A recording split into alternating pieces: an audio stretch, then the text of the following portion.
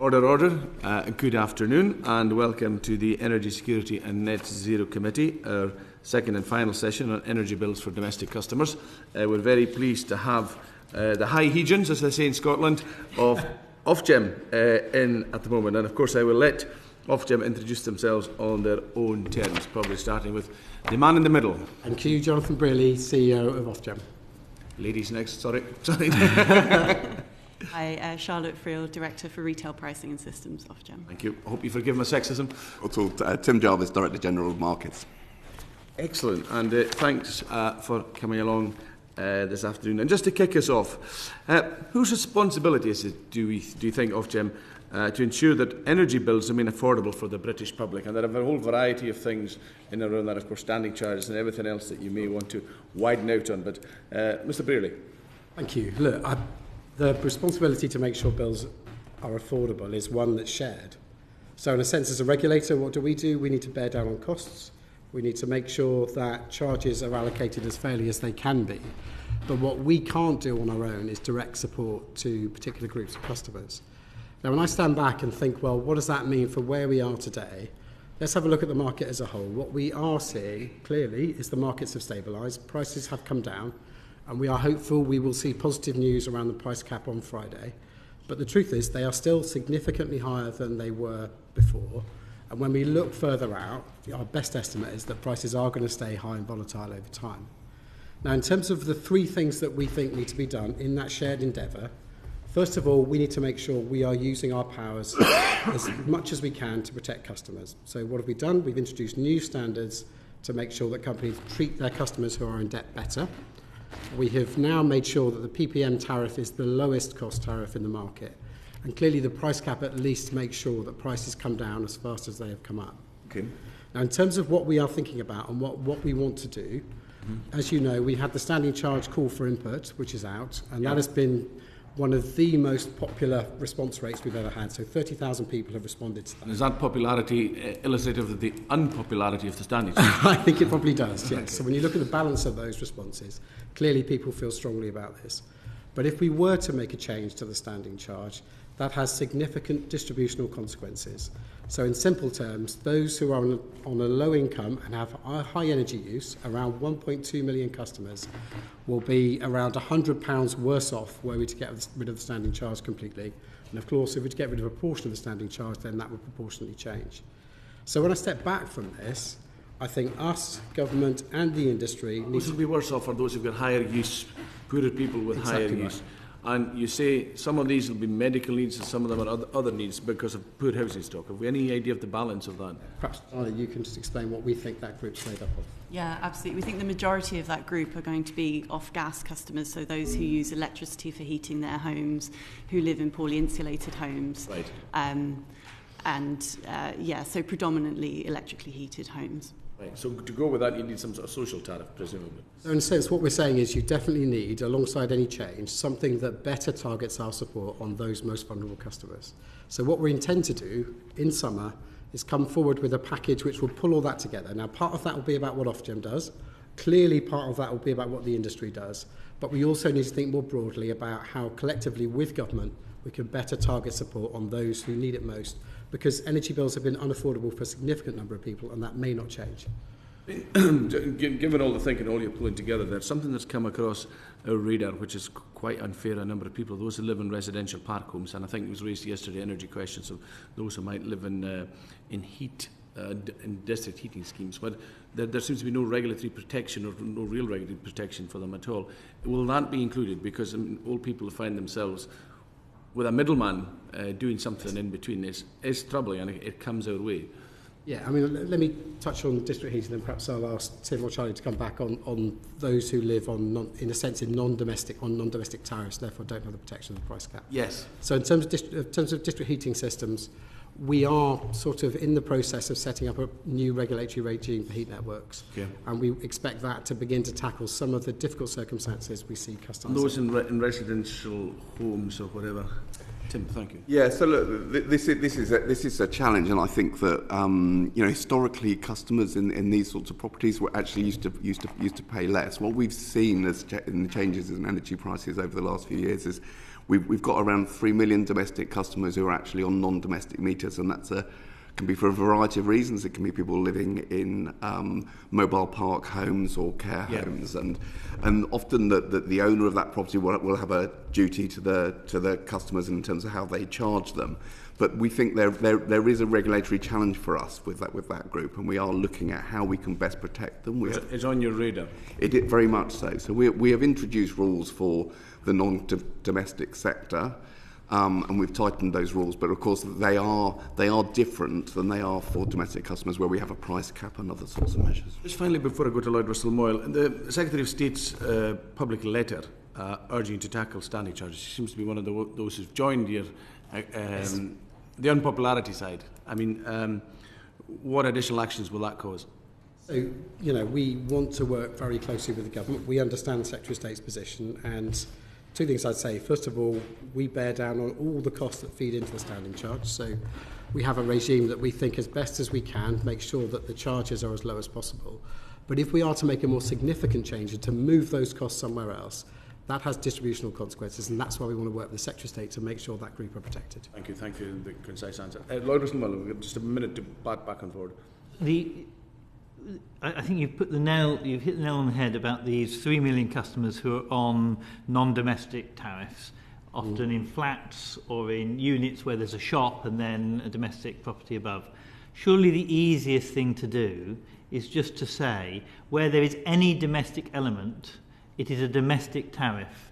And if that means the business gets a bonus because they're also included in the cap, well, okay, good. I mean, a lot of our businesses need a bit of a help every now and again anyway, But if there's any domestic element, there has to be the domestic, or at least a proportion, a third, for more than a third of it. Because we've got a system at the moment where park homes, every single metre, a bit of electricity is going domestic, but it just happens to be the same with blocks of flats. And there seems to be a loophole. Why can't you just make that one rule change to say... Look, we are looking at exactly that. You said that to me a year and a half ago when we formed this committee, and I raised this issue with you. So what have you done then in that year and a half to make the change? So we're certainly looking at the protections for people in those sorts of properties. So we're making sure that they're on the priority services register. We're also looking at the rules of debt and disconnection, that they apply in the same way as they do for domestic customers. So that they're... Why can't they be treated as domestic energy? What's wrong with that? Derek Thomas. Because they are businesses essentially. So they are on a business meter because they are non-domestic. The original customer is a non-domestic customer. You'll have time to come back to it. Derek Thomas. Thank you, Chair. Can I carry on with the standing charge bit? Later on, I'll try and find a question in there somewhere. Later on, we'll talk about how well Ofgem actually prepared for any sort of shock to the energy which we saw a couple of years ago. So I don't want to cover that, But what came as a real shock to both businesses and domestic customers was how energy companies, suppliers, seemed to exploit the opportunity of standing charge. £6 a day. I had businesses in my constituency having to pay on several metres, so multiple metres, each £6. Domestic customers, £1.09 quite often, and for a long time. So it seems that we're completely unprepared. And the problem with standing charge... Well, I understand your concern about stealing from Peter to pay Paul, but at the end of the day, people can work hard to reduce their energy consumption. They can get absolutely beaten up by the standing charge. So seeing them, whether it's a mistake or whether they're just unprepared, seeing how standing charges, in my view, have been potentially abused by supply companies that want to claw back some of the losses and the challenge they found. Can you set out really clearly for us and for those that are watching what standing charge is actually supposed to do for whoever it's supposed to do it for, and also how you manage that in the future so that it can't be exploited by energy companies? Sure. Yeah, happy to. So when you take a step back, the standing charge is there to recoup the fixed costs of the system, and this ranges from the supplier operating costs, as you highlighted, the network costs for the moving electricity around the system, and then government policy costs. And as Jonathan mentioned, we bear down where we can on the parts that we regulate. So network costs, we bear down on those through the price controls, and then on supplier operating costs through the price cap. So in large part, we apply strong efficiency incentives through that to make sure that those costs are no more than they need to be. And the price cap largely passes those through then with those efficiency incentives applied. So it's not sort of within that supplier discretion to add in extra costs. The price cap sort of bears down on that to make sure that that isn't an option. So I think you've got two things. You've got domestic market, where that is the case because we regulate the prices and we control the prices the vast majority are on. In the non-domestic market, as we saw, actually, there were a number of supplier behaviours we were concerned about. That's why we introduced new standards around what they do. Now, there has been a debate about whether we should introduce a price cap in the non-domestic sector, but we think the complexities and the differences between businesses make that harder. What we're focusing on is making sure that businesses behave well, making sure that brokers are regulated. So we've asked government to give us the powers to regulate brokers, so you don't have the situation you had 2 years ago, where brokers were pressuring customers to take deals that simply weren't in their interest. Ultimately, though, particularly for larger businesses, we do rely on them to do their due diligence. Yeah, I hear that, but the what I don't understand is if it is just a fixed cost, why did it vary so much across suppliers, and why, when you could actually phone around to get a decent energy supply, was standing charge a part of the offer, a low standing charge? So, for example, before the energy price went up, standing charge was roughly 12.5p a unit, and then it went to about £1.09 for domestic customers. What fixed price grew by that extent to justify that increase? Yeah, so there have been two key drivers behind the change in the domestic standing charge. The first is inflation, and that has driven some increases. The other is around a change in the way that we allocate network costs. So not that the costs themselves have increased, but they used to be allocated on the unit rate, and we made a decision through our targeted charging review to shift them onto the fixed rate, and that drove a sort of a significant increase, and I recognise that in the standing charge. I think if we just take a step back as to why we looked at that, the challenge here, and this was particularly prevalent in the non-domestic sector, is that where those costs fell on the unit rate, by installing batteries and other sort of technologies, parties were able to avoid paying their fair share of those costs.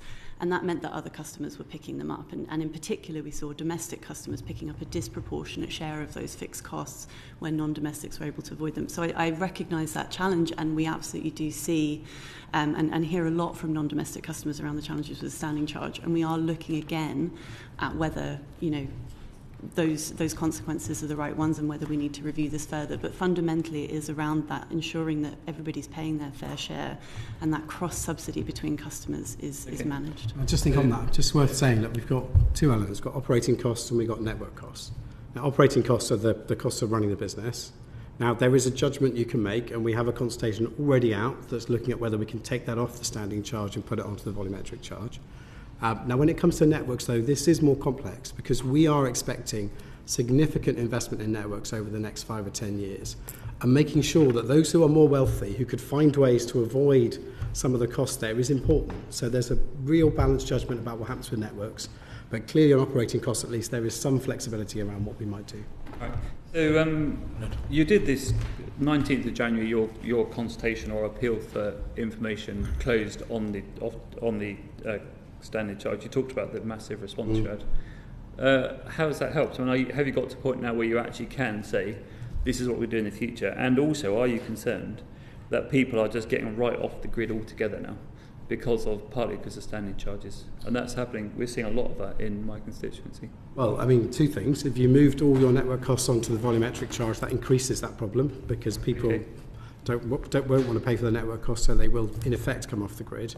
But in terms of our proposals, we're coming forward in the coming weeks with a set of proposals that will link together the change on standing charge with what you do to protect those who are most badly off as a result. Right, so I've just got to do one more thing. Yeah. So 19th of January, you closed that. I know you got 30,000. It's not a massive amount. It's big, but it's not massive. Why is it taking so long to actually probably get to a point where you knew what you were going to expect a response to your consultation, if that's what it was? Why is it taking a little while to actually provide some clarity and some reassurance to our constituents that actually standing charge isn't going to be a way of beating up people that are actually trying to reduce their energy use? So I'll pick that up. So there's two things that we have done since we launched that consultation on standing charges. One of which is to look deeper at the operating costs that form about 40% of the standing charge. So we're looking at some options within there that we can try and implement to try and reduce the standing charge. But I think the more important thing is that... Sorry? Because you can, please. Yeah, sorry. So the more important thing is that we're tying this up with our work on affordability, because our view is that if you make changes to the standing charges, it has to be accompanied by something that will protect those low-income users who will be most harmed by changes to it. So we're looking to see those things in the round, and that's why we're bringing that work together in the next few weeks to try and present a package that will protect the most vulnerable consumers while making as much change as we can to the standing charges to meet the sort of things you've identified. Thank you, Sir Mark. You've been extraordinarily generous. Sir Mark Hendrick, too generous. I'm going to be generous because Charlotte's answered my question, but Lloyd, I think, wanted to explore that point a bit further from his body language. Do you have a question? Lloyd has, yeah. About the standing charge. About why... Hang on. We're coming back to Lloyd. There's no question. We'll move on to locational pricing just now. Do you believe that locational pricing would lead to more affordable energy? Because we do know there are studies from Sussex to Shetland, wherever, Stonehaven to the great town of Stornoway, as I said yesterday, that in the questions, that might or probably would benefit from locational. So an Ofgem view. So, I mean, we've published our own study, and without doubt, at least, in theory, there are significant benefits of locational pricing because you avoid some of the constraint costs we're seeing in the system today. Now, the simple question is, when you build in all of the frictions around transition as to whether those benefits still hold in the real world as well as theoretically. But the simple perspective is this. You need to build and operate your generation in the most efficient places possible. And there's only really three levers to do that. One is by pricing differently locationally. Second is by configuring your network charging and your more sort of technical arrangements, which in a sense have the same economic impact. And the third is through the strategic planning that the system operator is doing. It's getting the balance of those right, which is what I think we need to work with government on through their market reform process. One of the things that we hear, just in and around this area, but that renewable energy will provide people with cheaper energy. Yes. And when we look at the mix of the energy balance, I'm looking particularly in a brief on the north of Scotland, which has the greatest proportion of renewable energy in the UK.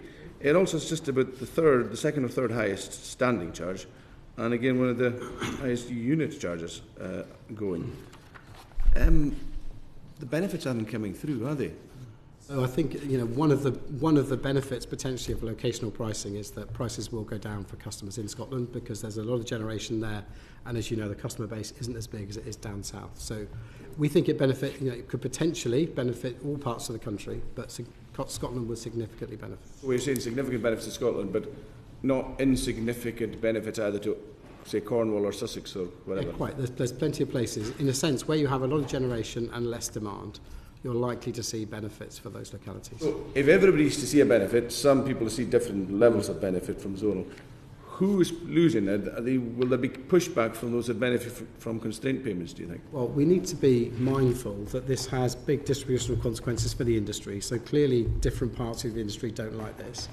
But we as an institution are not fixed on a view. So we have big the free money ends, do you think? Sorry?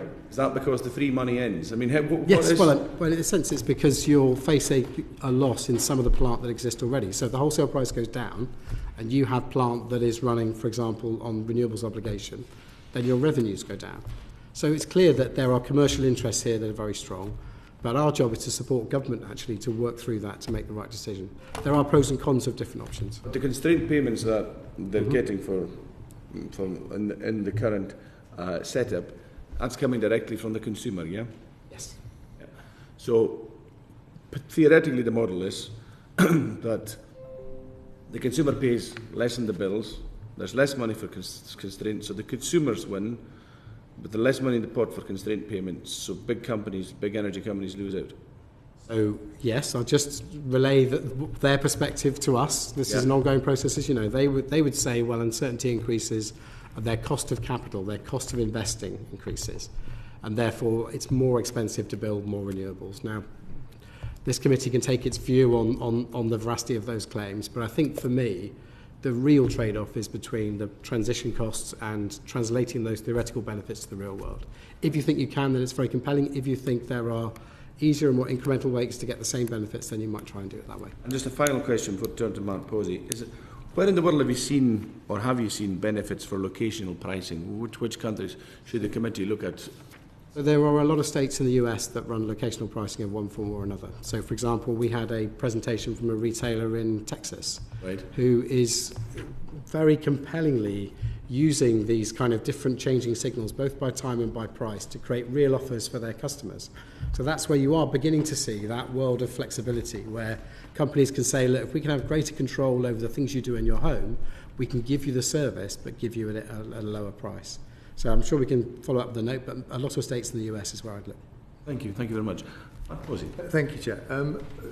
Mr. Brearley, can I just ask you first of all about another component of works to end standing charge, which is the bad debt provision. So that debt is spread across all of the energy companies, and ultimately those who are paying their bills end up picking up a proportion for those who don't.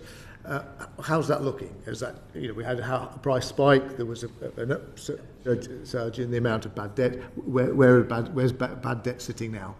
Yeah, shall I pick that up? Look, I think this is one of the biggest challenges we've got in the sector at the moment. So if you look at bad debt over the last 12 months, it's increased by over 50%. So it's gone from around 2 billion to over 3 billion. We're seeing increases. Those who incurred debt a couple of years ago when the price spike occurred are retaining that debt. They haven't managed to whittle that debt down. Yes, we've seen an increase in both in the numbers of people who are in debt, but a much bigger increase in the total amount of debt, suggesting those people are getting further and further into debt. And we're seeing that in the discussions that I have with consumers and the discussions with debt charities. This is one of the biggest problems in the sector. I think that what... How much per bill right now is going on the average bill to cover the cost of bad debt? So what we've done historically is we've spread the cost of bad debt across all customers, which is roughly for a direct debit customer has been in a region of around £23 per customer per year. The increase in the bad debt has meant we've had to introduce a temporary additional allowance of another £28 to cover that increase in bad debt. 50 odd pounds. Yeah. Now, I think, look, going forward, we just think that is risks being unsustainable, to be honest, that spreading those costs across the whole customer base in that way is not the best way to tackle the underlying causes of that. I want to move on, perhaps, Mr. Brearley, as a policy viewer. You just spoke about it being your job and the job of the energy suppliers to protect those who are most badly off. But isn't it the state's job to do that? I mean, I'd put to you that at this stage, the energy system is going through transition. There's an awful lot for energy companies to worry about.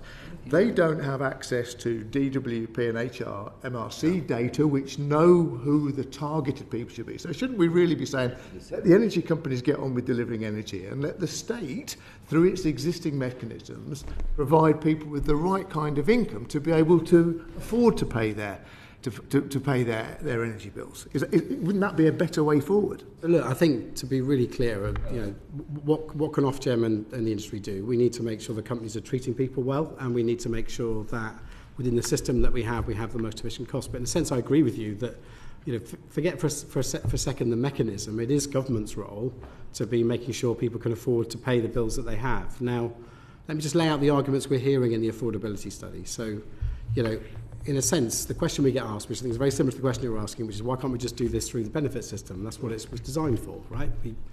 We would like us, that the benefit system was designed to cover costs for people who couldn't afford to pay them for themselves. There's two questions that are raised. The first is whether or not income is well correlated with energy use. And again, we are focused on this group of people with a low income and high energy use.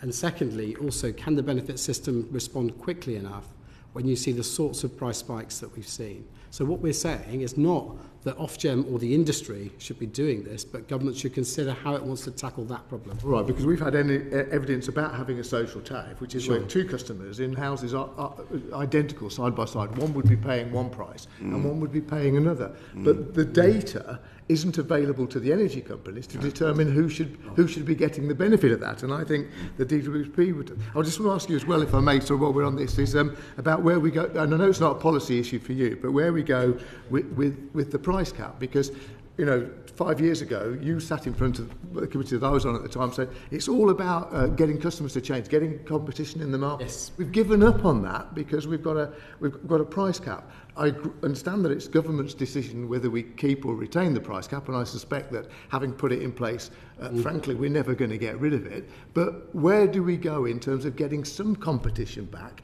between providers, which seems to have been lost? Well, look, let me outline two of these things, and then perhaps, Tim, you might want to pick it up. So one of the things we have asked government and been quite vocal about is the better use of that DWP data to better target.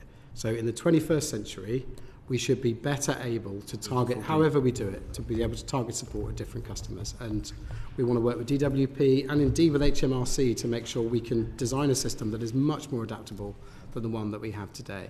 In terms of competition, so one of the other thing we want to look at, which we also are out discussing, is how we might reform the price cap so you can make that market more vigorous. That is much better done in a world where you know the most vulnerable are being treated reasonably. And I think the problem is, at the moment, that group are struggling, and that means the rest of the regulation becomes very tight.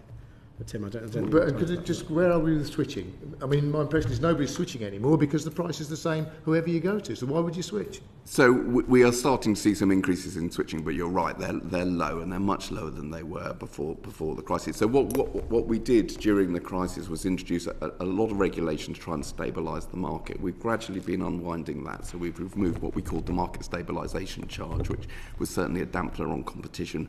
We're just about to remove the ban on acquisition tariffs. So we're looking to sort of open the market up carefully now that we've stabilised the market and we've put in place to make it more resilient.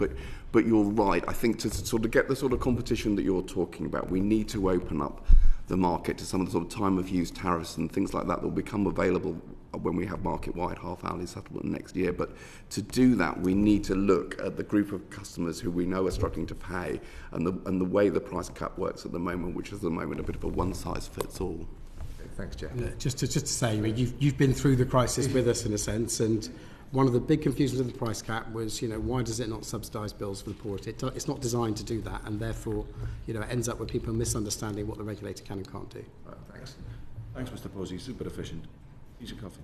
Here's coffee, sorry. Thank you. Mr. Brearley, I think it might be useful, actually, if you could write to the committee just explaining how the Digital Economy Act 2015 was supposed to open up the data exchanges. Right. Yes. We haven't got time to dwell on that now. Yeah, it'll be really helpful. It'd be very useful to understand how that is being used or not being used and kind of why not. I'm very happy to. On the turning more broadly to aspects of energy, costs that go on energy, one is, are we putting enough focus on bearing down the cost of infrastructure? I know for some people it can be infuriating when we're asking people to turn off their turbines, and at the same time we're getting gas stations fired up even more to make good that gap. So one of the concerns is, why did it take a Bloomberg report, how UK energy prices are inflated by wind farms, that was published a few months ago, to make everybody aware, or you aware, of the grid transmission cost inflation? So we have a number of enforcement cases out addressing some of the issues that were raised by Bloomberg, and actually we fined a company around £30 million for the behaviour they had. So we have had to bear down very heavily on the way companies behave in the market, which is the balancing market. We also introduced new rules which made it much harder to do what some companies seem to be doing, which was withdrawing a plant in the morning and then firing it up in the evening when there was a much higher price because of the scarcity. So there's a lot we've done around that. In terms of infrastructure in general, the big driver of costs over the next 10 years is going to be the build of the network that we need to get to net zero. Now, through our price controls, we have reduced shareholder returns by about half, which has meant to date all that new investment has taken place in roughly the same cost as would have happened for customers under the previous regime, so costs haven't changed. Now, clearly, as we build out more, those costs are going to increase, so we need to bear down on shareholder returns and make sure the money that we give companies is invested in the infrastructure that's needed. We'll come back to that in a moment, but keeping with constraint payments, I've heard you said that you've issued fines. Are you planning to set a cap on constraint payments to individual generators? So we aren't planning on issuing a cap, and ultimately those decisions around pricing are made by the system operator. But what we will do is look at behaviour in the market and make sure we respond. Well, does there then need to be targets set? I don't know what discussions you've had with the ESO. on both connection of renewable energy and caps on things like these grid constraint costs? Well, I think on They seem to be both, benefiting from both. we've got, we have a market for the way people build into the balancing market. We need to make sure that works and that's efficient. I absolutely agree. And actually, we need to make sure that new technologies are able to bid in and undercut some of the bids that we've seen appearing there. On connections, we need to continue to bear down on the queue. I do think the queue is too long. I do think there's a lot more to do there, and we need to weed out the projects that are not viable to let the ones that are viable get built quickly. Going further with the costs of infrastructure, and the ESO has got a really important role in this, but so do you. Yes. Your and has been debated in Parliament the interaction between you. Yes. There is considerable evidence coming through of other countries adopting technology that is far more energy efficient in the transmission, different cabling and similar, and yet we don't seem to be using that in this country, and it doesn't seem to be in the plans, even though in effect we're wasting electricity. Tell me more about how you are going to put your emphasis on the ESO on making sure, even if it doesn't happen in the next year, that overall we're going to a whole system approach of having cheaper energy. Yeah, look, I mean, just to step back from this, we have, I think, taken a very different approach in the last few years to how we build out infrastructure. So clearly the system operator has the role now to plan that, which is not a role as extensive as it had before. So we've seen already the early versions of that plan. We had something called Holistic Network Design, and we also had something called the Transitional Strategic Network Plan. Now, both of those lay out early versions of this process, but next year we'll see further 2 iterations of those. Now, our job, as those are produced, is to scrutinise them and make sure they're value for money. And we are pushing the system operator to make sure they are looking at new technologies as part of that. Now, you'll have heard, for example, National Grid come forward with ideas as to how you might be able to produce higher voltage but fewer wires. That's not important just from a cost perspective. That's important from an environmental perspective as well. So we'll play our part in that, and we'll make sure the system operator is doing something that's value for money. Excellent, thank you. Very efficient again. Lloyd Russell-Moyle, the next 6 minutes of your sir. Thank you very much. Companies have told us that they would like to implement a non-standing charge tariff, but your price cap with the standing charge, which is not capped in the same way, doesn't allow them to move the cost between the two unless they remove it totally out of the price cap regime, which most customers don't want. Why aren't you able to be more flexible within that so that the market could make the decision rather than you having to consult on it about whether standing charges were put in the right places? So you're right to make the distinction between the tariff under the price cap and those outside. So I think first of all to clarify, for the tariffs outside of the price cap, suppliers can structure those however they wish. And now we're already seeing an increasing proportion of low or zero standing charge tariffs available. And actually, if you shop around, you can save about a third if you're willing to take on a fixed contract outside of the price cap on your standing charge. When it comes to the price cap, we reflect sort of what those fixed costs would lead to in terms of a standing charge, but we do not stop or require suppliers to charge that standing charge. And if they want to charge a lower standing charge, or indeed a zero one, they can underneath the price cap. They the can't challenge put that on to the per unit charge. Yeah. Exactly. The So challenge there that where you have 85% of the market on the price cap, you do risk making a loss, and you would want to increase the unit rate. There, they have to come to us for approval. They have to come to you for approval. Would you grant them approval? Now, British Gas said they would like to get rid of it, and they would like to put it on the per unit charge. If they came to you tomorrow, because that's what the Chief Exec said he wanted to do, and say, we would like to do this, but we can demonstrate to you the average customer will be no worse off, would you say yes? Yeah, so the test that we would look at was that overall they were staying within the price cap, and if they could demonstrate they were doing that, then we would. Okay, fantastic. Well, I think we should write to British Gas and say that we look forward to their application. Good idea. I think we should. Look, companies, EDF, I think, said that they've implemented a social tariff, and they would quite like a social tariff to be rolled out. Mm-hmm. Why do you think that companies are not rolling out social tariffs when they, one of the leading market energy companies say that they would like it and it's possible? So look, I mean, again, I'll kick off, but you guys want to jump in. Every company has set aside funding to support vulnerable customers. Some do it through tariff reductions, others do it through grants to customers who are struggling. And we work with them and we'd encourage all of that behaviour. But the truth is that is really limited and that is not well targeted across the market. And what we are trying to think about is something that is more systematic here, more built for the long term and more consistent. Fantastic, thanks. Do you think that you've managed the market well? And what I mean by that is you've got some relief at the moment because energy prices are going down. Nothing to do with you, really. Nothing to do with any of us here. I mean, it's just the global market. If we had the same issue again, would you be battered? Would we have all the same problems? Or have you managed the market so now it's in a better and stronger place than it was when we entered the initial energy shock? Well, look. And if so, what's different? Absolutely. Well, I mean, really bluntly, what has affected customers most over the last 2 years, it has been that massive bubble in prices that we saw, which again, Ofgem in itself doesn't control. But the thing that has changed, if you go back to 21 when we saw the 30 suppliers fail, the thing that has changed is we have introduced banking-style regulation to make sure that the sector is far more financially resilient than it was before. Now, I can't guarantee that no company will ever fail, but we don't see the practices that we saw pre-21 that led to the problems that we saw there. Secondly, bad debt is a problem yes. for the system, but fundamentally a consumer doesn't really matter if their energy supplier goes bust or not, they just move on to the next one, particularly now that there's not huge accounts held for each customer. Yes, well the issue was, if you face another big price spike, because we have a price cap, when we moved that customer, we had to pay the difference between the price of the market and the price cap, and that was several £billion of cost that ultimately came back to customers. So we think we have mitigated that issue. Second thing I think we have done is we have borne down much more heavily on supplier behaviour to make sure that standards are beginning to increase, particularly in the way that they treat vulnerable customers. Now, I think myself and my chair are here in a few weeks' time. We'll talk about this a bit more. I think there is a continued effort to raise service standards within the market to where we'd like them to be. But that is one thing that we're beginning to focus on now. So do I think the market's in a better place? Yes, I do. Can I guarantee there'll be no failures? You can never do that. I mean, it's still virtually impossible to move from a pay-as-you-go meter to a bill meter. Very easy to go one direction, but almost impossible to go the other direction. So in terms of normalising vulnerable customers, it's not possible.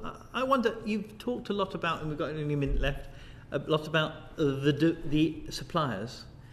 Is there nothing that we can do to insulate domestic energy users from the global markets, particularly from the gouging that the wholesale market has made? And is there nothing that we can do within your regulatory rather than just the windfall payments? The biggest, what were the lessons from the gas crisis? So, starting from the top, the biggest problem is this country, like a lot of countries in Europe, was massively exposed to gas. And we peg our electricity to gas. And we have a market that pegs electricity to gas. Now, so step one is building out and diversifying our supply. So making sure we build out, we have more renewables in the system, and therefore we are less reliant on gas. Step two, in a sense, there is already a tool to make sure that those wind farms are not pegged to gas, and that's the contracts for difference regime that's already in place. So what you saw were two different kinds of generations. So if you had a contract for difference, you were paying back the customer because the market price was here and your strike price was there. If you had a renewables obligation, you had a subsidy over and above the market price, and yes, you were making a lot of money. Now, throughout the crisis, including with the highest levels of government, we tried to find different regulatory mechanisms that would address this. But the truth is, the best and most efficient way to address that is a windfall tax and taxing the profits at source. And so you think we should continue to have that mechanism of windfall tax in case you are to see further price hikes? I think you guys know that regulators shouldn't comment on policy, and what they definitely shouldn't do is comment on tax policy. So I'll leave that to my elders and betters elsewhere. Can't blame me for trying. Just quickly, before I turn to, on the back of what Mr Rosenwell's been saying, before I turn to Mr Gani, just on the price of gas. I mean, on the price of electricity, I mean, when the price of gas went up, the wind didn't become any more expensive, and the gas is about 50% of the mix. But yet, the price of wind was going up, the solar prices, the price of the sun shining wasn't any greater. Presumably, the nuclear price was much the same. And because things are so tied to gas, regardless what happens, and we hear this so often, and it's misleading consumers, because if we get more renewables on the system, it should be cheaper energy. But it isn't, because we're all hostage to gas. Don't we have to decouple and have two types of energy market coming in here, or even the source of the type of energy?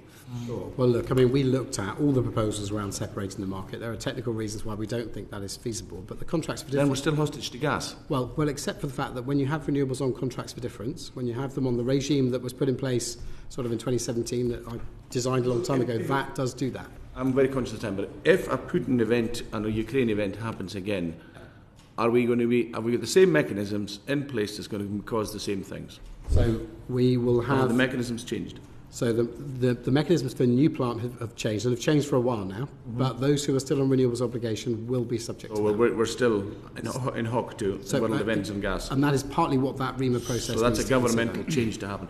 Yeah. Mr. Garney. Thank you. Jonathan, can I talk about insolvency and failures of energy supply companies? So according to the Public Accounts Committee, since July 2021, 29 energy suppliers have failed, affecting around 4 million households, with customers left to pay £2.7 billion worth of charges because of those supplier failures. Why aren't the shareholders paying that? So because of the regime that we had, basically, in a sense, those costs, what you do is you move customers to new companies, and when you move to a new company, you had a difference in the price they could charge and the price that was charged in the market. Now, the regime that we had socialised those costs, but where we had legal recourse, we would go back to the residual companies, but most of those companies typically didn't have any funding to be able to pay for that, so that was socialised amongst customers. So the shareholders do lose all their money? So in most cases, there were some cases there was residual value, and we didn't have the legal means to take that back. Okay, that's fair enough. I understand that. But one thing that sort of slightly bothers me about this is that an accountant firm has claimed that credit risk scores and balance sheet information of all domestic electricity gas licensees registered with Ofgem reveal that 22 of the remaining suppliers, excluding the big six, of electricity, gas and gas to the UK homes. Of those, 12 of them have negative assets on their balance sheets. So how is it possible that a company can be allowed to be trading insolvently? So I'll ask Tim to come in on the detail here, but we are moving the sector to a more resilient place for our financial regulation. But how do we get to this position in the first place? I mean, any director of a executive or non-executive director of a company that is trading insolvency has a fiduciary duty to report that. So how have we allowed it to get to that situation? So I think, it's difficult to sort of comment on the insolvent position of a company in isolation, but look, the rules that we are put in place now are to move to a situation where companies are holding capital to cover to protect from the risk, and we had three forms of costs in a way that fell on consumers during the crisis, and the main one of those was the wholesale costs for the reasons that Jonathan's just given, and we now so just to be absolutely clear about this, so one of the reasons the company would go bust is it was guaranteed to give electricity at a certain price date, and the current price was far higher, and therefore you were then transferring that onto the next company. But somebody had to pick up the difference between one and the other. Is that right? Yes, and they hadn't hedged, and they didn't have sufficient capital. They weren't holding sufficient capital to cover those costs, and so those are the rules that have changed that we've introduced. Now we do allow, when companies come into the market, we have rules where we monitor their build-up and the extent to which they can take on customers appropriate to the risks that they're taking on. So we have a whole regime in place now to try to monitor those suppliers and to make sure that the capital's being held and they're moving to the position. New ones. Yeah. Yeah, but the new ones and the existing ones. Well, yeah, but if you've got, in theory, 12 of these companies, according to this accountancy firm, are trading insolvent, then they are ahead of the game because they don't have enough capital on their balance sheet in order to cover their liabilities. I think the best thing we can do, if you don't mind, is just pick up that report and write a note to the committee on how that compares with our analysis, because I think we need to get under the skin of what people... But there is, I do completely understand the point. If you've got a contractual obligation with a supplier, they go bust and you want to maintain that is okay. I can see that there's a cost that then moves on. But you end up, or the market ends up getting completely distorted. You end up with some very peculiar outcomes. And that is that you have, according to this accountant, we need to dig this out if we can do, but it's there are a number of businesses which should have gone bust, which are now currently trading. New businesses coming into the market, because obviously what we want to do is get more competition, and we, going back to an earlier point, we do need more competition. But if those companies now need to have a higher level of capital on their balance sheet, was a good thing. I give double thumbs up to that. But it does mean they're at a disadvantage when coming to this market. Some people are already into the market who presumably will be given time to strengthen their balance sheets. I mean, I think that's exactly the conundrum in a way. Is we're trying to get the balance right between making sure that we've got a resilient market and we're giving the market sufficient time to sort of move and encourage new people to come into the market, but making sure that the rules are sufficiently robust. I mean, we do monitor the supply companies very carefully. So look, I'm very happy to look at these 12 companies, but we are monitoring all the companies in the supply market very closely against these new rules. To me, what's incredibly important is if you're going to adopt a capitalist system, and I'm a Conservative MP, I'm wholly behind a capitalist economy. I think it's absolutely a great thing. But you've got to play by the rules, and these rules that everybody understands. Yes. And what bothers me is that you get to a situation where a company has got a deficit on its balance sheet. The answer to that is you have to go to the shareholders and have a rights issue or replacing in order to raise more capital. And what I'm worried about is that you're allowing these businesses to carry on and not raising, the whole point about being a shareholder is you get a fantastic return when things are going well, but you risk the farm. You're risking everything. And it doesn't look like they're risking everything because of that inherent risk within it, because of the negative position on the balance sheet.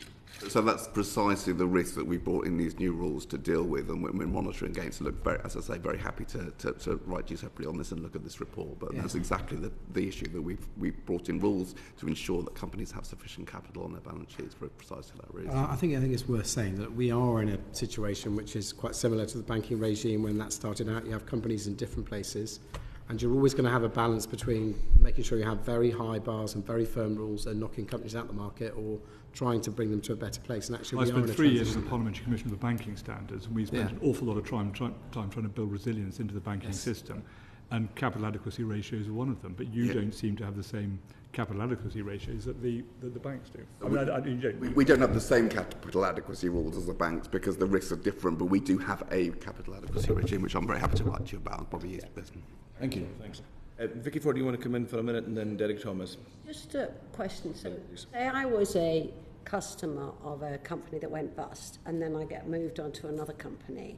So I was told that currently there's a protection for that customer that makes sure that they get put on a decent tariff. Okay? And I was told that that protection's about to be changed so that they wouldn't benefit from they could get left on some historic high tariff. And that there's I was told that this protection is about to be removed. If I understand it correctly, that is not the case. Every domestic customer gets a price at the price cap. I understand at the price cap, but not just at the price cap. But if I get moved to another customer and they're offering a price that's less than the price cap, I should get offered what they're giving all their other customers, not get left on some legacy. Do you see what I mean?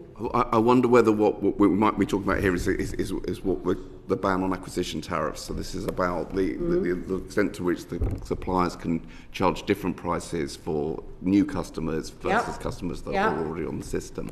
So look, we introduced that ban on acquisition tariffs as part of our work to stabilise the market and essentially try and prevent customers moving around the systems of the crisis, and it was to stabilise the market.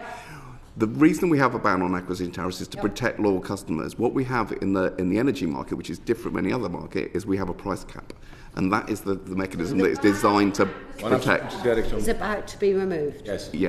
Okay, so yes, that is the thing. That's the thing that's about to be removed. Quickly, in response to the chairman on the global gas price, you.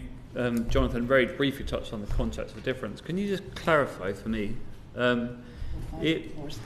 You talked hopefully to ease your market out a bit, but when the contract for difference, if the wholesale gas price is quite high, if you're delivering wind or say solar, you actually get the price of the contract for difference, not you do. Yes. So where does that extra money go when the customers paid back to customers? Paid even though the price is high. So if the market price is high, then that money goes to what's called the LCCC, which administers these contracts, and that is paid back to customers. So for those contracts, that actually was a discount on the price cap throughout the crisis, not a cost. How does that get back to customers? So in a sense, that's calculated as part of our price cap calculation. So it goes through the regulated pricing. Okay. Thanks, John. Excellent, thank you. Today's coffee. Interconnectors. And I should declare my constituency, there's proposals for interconnectors. Are we net positive or net negative on energy on terms of our current electricity interconnectors? So are we, sorry, do you mean in terms of price or volume? I mean, things coming in, things coming out? Yeah. I'll have to check, but certainly the price differential would suggest that we have more imported, but I'll need to check that. Yeah. So, building on that, a lot of work being done with other European Union countries on interconnectors. You recently published judgments about several interconnectors, two of which you decided to support. So in terms of, are your concerns solely on short-term consumer costs, or is there more to it? So, to talk about the history of how we've calculated interconnectors and how we come to these judgments. Up until this round of consultations, we've had a fairly easy decision to make, in the sense that, as I say, most European prices have been systemically lower than GB prices, so therefore it's net positive for customers, not just in the short term, but over the lifetime of the interconnector. The challenge we have with this set is actually that picture is more mixed when we look at how generation might change over the next 10 or 20 years. So what we've said is, look, when you look at just that analysis, you end up with those two, but we are in the process of examining the other benefits of interconnectors, which really are around their ability to add to flexibility, so to respond to short-term changes as we get renewables on the system, and security of supply. So all I'd say is, although we have identified two, it is possible through this consultation we identify more. So building on that, I appreciate your primary purpose is to make sure we have an economic system that works and cheaper bills. Does price and cost effectively trump anything else? I should say to the committee, I'm trying to campaign as an MP to get the connections to go to brown sites rather than new greenfield sites. Brownfield sites, I should say. So, I mean, in a sense, we don't get directly involved in the individual judgments, but no, cost does not trump other objectives in the market. We have a new net zero duty that was brought to us through the last Energy Act that came through Parliament, and we take that really seriously. So, in a sense, what we're trying to do, in my mind, is four things. So, first of all, make sure that we can get to net zero. Secondly, make sure that we can maintain security of supply. Third, manage costs and make sure that we are as efficient as we can possibly be. But also make sure that the system is providing all the other things that customers need, including high standards of service, but also all the environmental considerations that go into the system as a whole. Now, it's not our judgment, but when we consider the sorts of proposals that come from network companies, we are cognizant that they need to talk to local communities to make sure, as best they can adapt the infrastructure. The issue is some of these cost differentials are very big. Building on what you've just said, you are a non-ministerial department. You do, by the Environment Act and the regulations that were put in place, have a biodiversity duty. How are you accounting for that, as well as your net zero? So everything that we do takes into account all of those different aspects. So we don't get involved in the individual decisions. What we say to the network companies is they need to work with all the environmental agencies to get infrastructure built. But in a sense, our job is to balance those against other objectives. Okay, so in terms of relationships with regulators in other EU countries, tell us more about that. So we work very closely with other regulators. I'm off to Lisbon on the Bank Holiday Monday next week to talk to other regulators about the shared challenges that we face. I have to say, I mean, I've spent time in the US, I've spent time in the Far East talking to different regulators, and all I'd say is that we have a shared set of challenges. So the different things that we do, even though we operate different regimes, we are all facing the same kind of things that make sure that each of us can get to net zero at the lowest cost. I mean, interconnectors ultimately make money on congestion revenues, so do they keep their energy in Germany, or are they going to sell it to the Brits? Yep. Ultimately, we're desperate to get the energy which at the cheapest cost possible. How is it that our pricing can be, for consumers, be attractive to try and make sure we get that supply, so it ultimately coming our way? Or have we put in our way, it going the other way, have we put a domestic comes first approach? So once you have an interconnector... To British generated energy for British consumers, but ultimately this is why we're trying to get some where there are energy gaps, but ultimately we should be thinking our energy infrastructures that our consumers are paying for, you'd like to think is supplying us first. Yes, I mean, I think there's a trade-off there, though. I mean, you've got to remember, in this new regime we're going to have across Europe, we are going to have a lot more inflexible generation that generates when the sun shines and the wind blows. So we have a set of shared systematic risks, and the best way to deal with that is to make sure we have connected markets that can manage it. So when we look at an interconnector, we do look at the benefits for British consumers, and we only sign them off when we think that will make British consumers better off. The question is how you do that and how you take account of security of supply as well as cost. The reason I asked about the EU relationship or regulator relationship is, if we were having an energy problem in this country, would you switch off the interconnector so they couldn't export? So we all have emergency powers that allow us to do that in extremis. But we are all very mindful of the impact that has and the relationship that creates. So if you imagine, when we had the gas crisis, when we thought there might be a security of supply problem, we ran a whole set of scenarios where we assess what might happen in those circumstances. And in most circumstances, you are better off coordinating closely and making sure that everybody has enough supply and the problem is shared. Can I just give you a sort of very practical example? So there were times when electricity was tight, and the British system operator and the French system operator would work very, very closely to make sure the French peak was covered at a certain time and interconnectors were shifted to make sure the British peak was covered. If we get into a tit for tat, that is risky. Okay. And is Ofgem engaged on decisions more generally on the North Sea as an energy resource? Yes, so I mean, we're aware of all of the various fora that look at much more mesh grids in the North Sea, and we're participants in that. We don't have a firm view of whether that's good or bad, but that's something that we're keeping an eye on. Thank you. Quick, briefly. Yeah, just a really quick one. So you've just granted 2 interconnectors, but I was recently in Belgium and Denmark, and we met with the Belgian minister. They were very keen on an interconnector, and there's lots of interconnectors. The number of 7, I think, were in the mix. And so of those 7, we've only allowed 2. There was a sort of suggestion that part of the reason could be looking after vested interests of UK producers so that you didn't flood the UK with cheap energy and thereby undercut the domestic producers. Have you unwittingly been intervening to distort the market, perhaps by not allowing these other 5 interconnectors? So in every previous round of interconnectors, we have had exactly the lobbying you'd expect from domestic generation, and we have decided to let them go ahead because we knew that European prices systematically were lower than British prices. Which is good for British consumers, but bad for British producers. Exactly.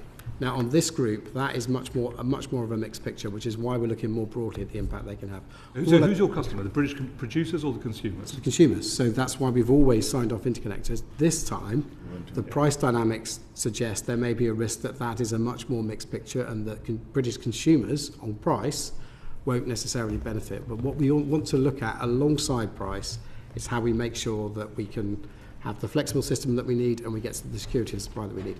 So just on that last point, it's a very open consultation, so we encourage them to come back to us. Thank you, Lord Russell. Very briefly, please. I really wanted to follow up on Vicky Ford's question, because she got to the question, but she didn't get to the justification of why. Why is it better that someone who's loyal gets charged more than someone who's new? Steady. Why? So the reason that we're consulting at the moment on removing this ban on acquisition tariffs, and it goes back to the point that listen. Yeah, we've got a minded to position that we're going to do this, and the reason that we've said this, and it goes back to the points that Mr. Pawsey and Mr. Garnier were making earlier about competition in the market. So we're seeing very little switching in the market. There's very little price competition, and one of the reasons for that is that it is not possible for suppliers to offer teaser tariffs or new tariffs to try and attract new customers because of this ban. That ban was introduced as a measure to try and stabilise the market. I think in a market that's regulated differently and perhaps doesn't have a price cap, you might well look at a ban on acquisition tariffs to protect loyal customers. Our view at the moment is that we think that the price cap was specifically designed to protect loyal customers, and that's our rationale. I think it's worth saying it's a consultation, so we are hearing lots of views on this. Okay, if you can be 10 seconds, I'll let you in. I'm not convinced. Okay, it's not. And I'd like to have some more hearing from this, and I think it's something that the committee should have a view on. But well, we'll come to that in the next meeting. Went bust. Customers may want to stay with their provider, and are you suspending or not? I'm suspending a second. Okay, thank you. Just before we suspend, and I want to end where you started, Chief Executive Brearley. The standing charges for electricity. There are some people, and I mentioned this to Lord Callahan,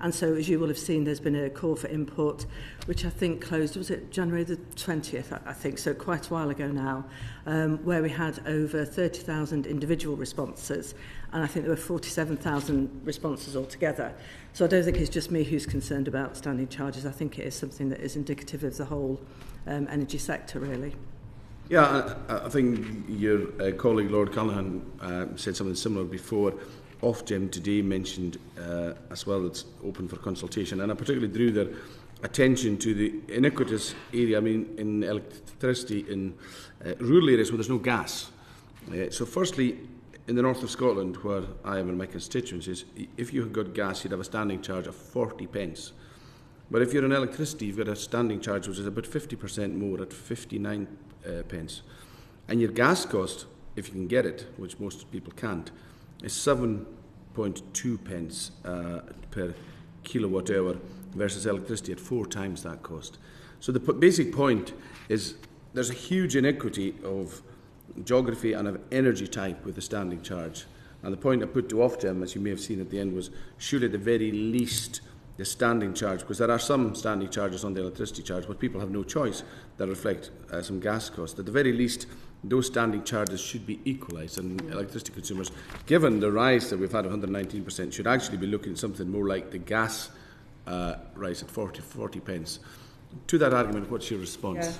Yeah. I mean, I think there's a whole, well, as we know, a whole discussion to be had around this, and obviously the findings. And one of the things I'm trying to do is push for those findings to come be announced earlier, because I think we should be having that very discussion, actually. It feels as though there's lots of things around the standing charges that we should be looking at, but it also feels as though from a location point of view, and Jane, I know we've been doing quite a lot on thinking about where those locations are.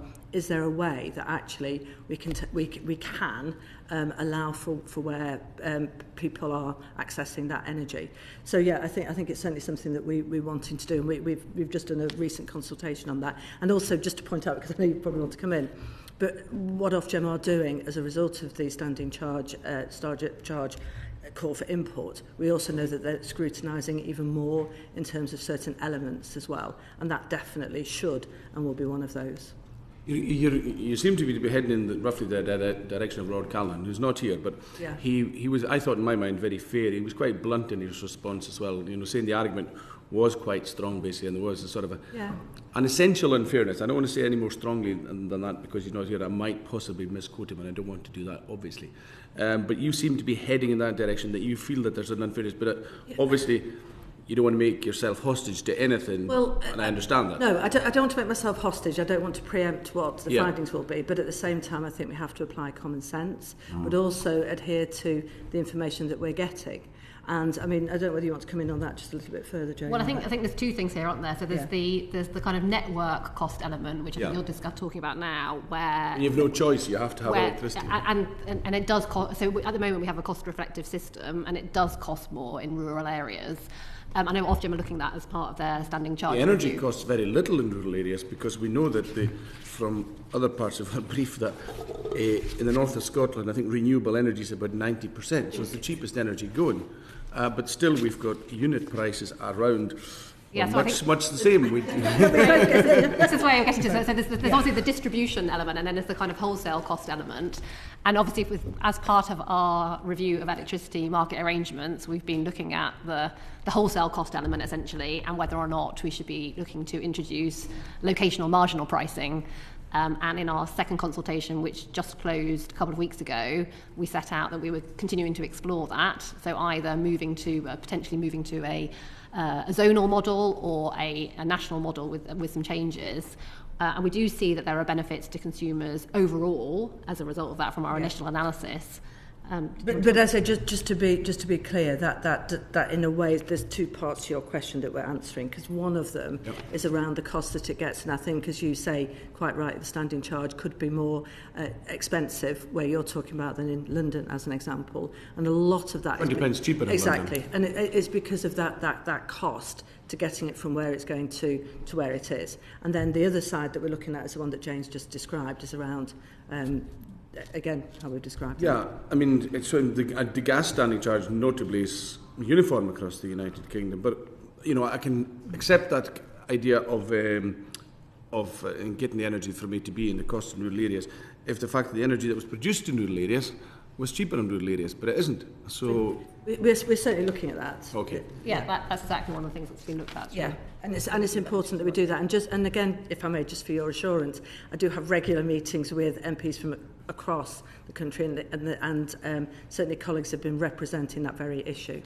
On another aspect of the standing charge, are you concerned it inhibits the consumer drive to reduce energy demands because of the way it's just a fixed cost and they can't do anything about it? You know, whereas if you reduce energy, you don't reduce your cost, the standing charge remains the same. You do, of course, to an extent. But I watched the earlier session, but also been listening to other sessions that you've had around this subject, and I'm looking forward, I think, to the findings that are going to be coming out of this, because I think it opens itself up to discussion, actually, in terms of where we should be. I think the challenge, quite honestly, is thinking about what the unforeseen consequences will be in terms of the standing charges. Now, for me, one of the things that I'm very keen not to see, and I think we're on the board of possibly happening, is where everything seems to go on standing charges, and that is just not acceptable. Such as the energy debt. Absolutely, and I think, I can understand the reasons why that has happened, and Ofgem have been very clear. But I think there is a danger from my point of view as a Minister for Affordability that it becomes an easy way of doing it. Let's just put it on the standing charges. And I really, really don't want to be seeing that happen. That means those in fuel poverty, of course, are paying for the debt. Yeah. So I think that we don't want to have these unforeseen circumstances that happen by just removing a standing charge altogether. However, I just don't want to see it the way you think, well, we'll just put this on here, just put this on here, just put this on here, because then it adds a burden to everybody. There's also a case in terms of if you go into unit price, though, as an example, and I know, again, you've had discussions around this, there may be people who are in more vulnerable circumstances, could be from a health point of view, who could be inadvertently affected. So it's a balance that we're trying to get. Well, I guess Ofgem, the challenge for Ofgem, thinking about, are those standing charges fair? Which is where the call for input would be really, really helpful, but also at the other side, what would be the consequences if we say they should go elsewhere, and where else should they go? Sorry, long answer. Okay, Lloyd Russell-Moyle, you want to come in very briefly, please? Thank you. Seeing that already, if you've got medical needs, you can claim back the differential in your energy bill, something that Ofgem haven't included in their calculations when they say everyone will pay £100 more. And there are other mechanisms to help those people. Are we trying to create kind of straw man arguments just to try and destroy the idea rather than actually finding ways through to move to a situation where the standing charge is really only the core infrastructure and everything else is on the unit charge? I think that's a fair comment, actually, and what we need to make sure that we're doing is we are, so as an example, I talk with DWP as an example. Had a conversation with Treasury, had a conversation with Health, because I think it is incumbent, and as you rightly say, benefits and support will be given. It could be through the disability allowance, as an example. There might be other ways that people are getting support. So it's a more complex problem than it looks at first. And what you don't want to be doing is you don't want to be adding a burden in one place that takes a burden off in another place. We heard in the previous session that one of the groups of people they think might be disadvantaged of the standing charge will be people who are fully home electric but without a heat pump. Is there not an argument there just to expedite the heat pump rollout to ensure that those people are better off anyway? Well, absolutely, and that's certainly one of the commitments that we have, is thinking about that heat pump rollout. And you will have seen we've had a massive rollout on the heat pumps, and that certainly is a way forward, not only economically but also clearly for the environment as well. But there are those balances to be had, as I say. Thank you. I'm tempted to go down the heat pump line, but I better carry on around the constraint costs. And the energy constraint costs could reach about £5 billion in the next decade. I mean, what is the government doing, or what does the government feel it should do to address the risk of unconstrained constraint payments? So, Jane and I, we were watching the earlier session, just to be honest with you, and this, I have to say, as you'd probably be aware, this comes under a different minister's portfolio. So I don't really, I've got to be honest, feel equipped to answer this question. I'm really happy to write on this, but if I tried and even attempt, I just don't feel as though I'd give you a word. I can come to Jane to see if there's anything that you'd like to add, Jane. I mean, I guess I've already mentioned the review of electricity market arrangements in terms of, that's one of the rationales for looking at things like market locational marginal pricing to try to reduce some of those constraint costs because it would incentivise new build generation closer to centres of demand. So that's one of the things. And obviously looking at ways to accelerate new network build as well. So there's kind of a balance across building new network, looking at the right kind of market incentives. They would be the two things that I would say. Okay, I mean, just finally, that point, I mean, Ofgem were indicating earlier that from Sussex to Shetland and from Stonehaven to, as I said, the Great Turn of Stornoway, of course, that costs could be lowered for everybody at different amounts. I take it that was something the department would welcome. In terms of locational marginal pricing? Yeah. So our initial analysis has suggested that it would bring down bills for consumers in the round. Yeah. So between around 25 and 60 billion. That's very initial analysis. It doesn't build in all of the costs yet. And through this next phase of the programme, that's when we're going to be building on that, producing much more detailed analysis, trying to capture all of the costs so we can get a better picture. But the initial analysis does suggest that it's an option that we will continue to explore. Thank you, and thanks for the straight part, Minister. We'll write to you on those other areas. Apologies about that. Appreciate that. Thank you. Sir Mark Hendrick. Minister, every 1 in 5 consumers have turned to unlicensed money lending sources in the last 12 months. What's your response to these concerns? Do you think it's right, Minister, that retailers too quickly refer customers to debt recovery? So, I think it's awful, actually. I mean, one of the things that, one of the problems you have if you go to a loan shark or you go to payday loans or whatever of these, and bear in mind, you should only be going to a legal one. A lot of them are illegal. The problem is it compounds itself.